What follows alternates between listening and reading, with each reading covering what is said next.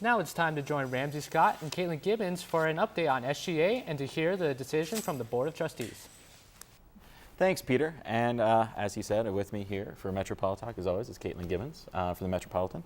Let's kind of get into it. What's been kind of going on this week? The student government announced the progress of the Runners program. Seems to be going pretty well. Why don't you tell us a little bit about that? They did, Ramsey, and thank you for having me back again today. It's always a pleasure. The Runners program is a new informational service that the student government has put together. Our student trustee, Kat Kamek, was this was her brainchild, basically. She had the idea to do this after spending a semester at sea. So the Runners, there's 70 of them total volunteering their time so far. They're going to go around to classrooms and give students informational items at the start of the class period, 5 minutes tops. Go in, talk about what the student government's doing for the school, events that are going on, issues that students should really be aware of. And the incentive for the volunteers is Metro Swag.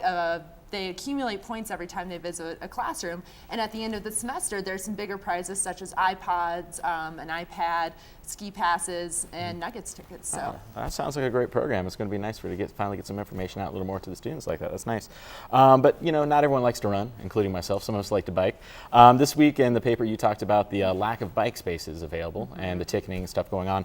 Last week, the student government announced that their bike racks program is going to be kind of up. And why don't you tell us a little bit about the details for that? Well, that's great, Ramsey. And last year, they had a contest for students to design bike racks to be placed around the campus. They came up with 2 different designs, and they are having them built, fabricated, and will be installed shortly on campus. Now, as you mentioned, they did come in under budget. They only spent $5,500 when they had allocated $10,000 for it. So personally, I'd like to see them maybe invest a little bit more in additional racks to help alleviate the problem. Because right now, students are getting their bikes ticketed and essentially impounded by Auraria police.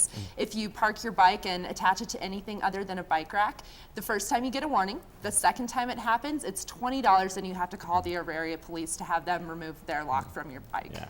You know, as someone who bikes, it's just something I'm a little worried about, because there has definitely been times where I've been a little bit late to class because I have to cruise around to 3 different spots to finally find a place for my bike. And you have to be able to budget your time accordingly, and that's something that's very sparse. But speaking of budgets, I'm aware that at the September 2nd Board of Trustees meeting, they were talking about some new ballot measures that might really impact the state. Can you tell us a little bit more about this? Definitely, of course.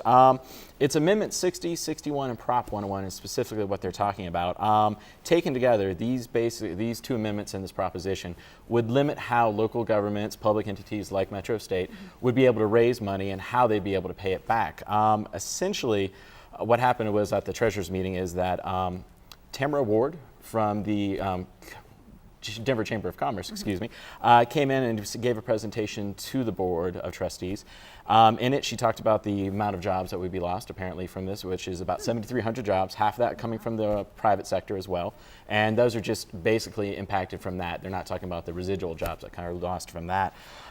They're looking at that this might create a very big budget shortfall for us, and would be the only state that operates in this sort of way. So the Board of Trustees voted unanimously to go against both amendments and proposition. Now, that means that nothing really, except for that they're just making the statement. They can't use state funds to battle against it, but they can make a statement and join in. So that's kind of what's going on with that. So they're getting on the bandwagon with the growing coalition against the propositions. Yes. And it's interesting to me, I don't know if you read the Denver Post recently, Yes, but they were talking about the fact that the author of the amendments and the proposition has yet to come forward. Now, there is some speculation that it's an attorney in Denver, but he contracts with the state, and so his identity can't be revealed. So it's kind of a fascinating issue that there's mounting and growing opposition, but not much else. So. Yeah, no, it's. I mean, we have the community colleges of Denver have signed on, and so I think Metro wanted to join with them. So it's going to be interesting to see what happens. And speaking of what happens, stay tuned to both the